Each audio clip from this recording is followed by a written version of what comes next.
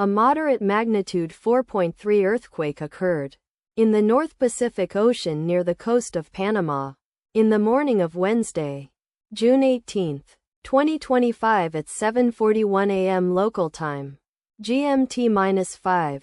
The quake had a very shallow depth of 6 kilometers, 3.7 miles, and was not felt, or at least not reported so. First to report, INETER after 15 minutes. The earthquake occurred 12 weeks after a magnitude 4.4 earthquake had hit on Sunday, March 23, 2025, at 11:46 p.m.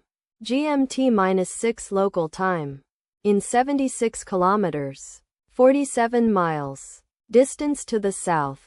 Data source from Volcano Discovery. Did you feel it? Let us pray. May the earthquake that occurred not affect our brothers and sisters there. May the earthquake not happen again. And may God protect everyone. Amen.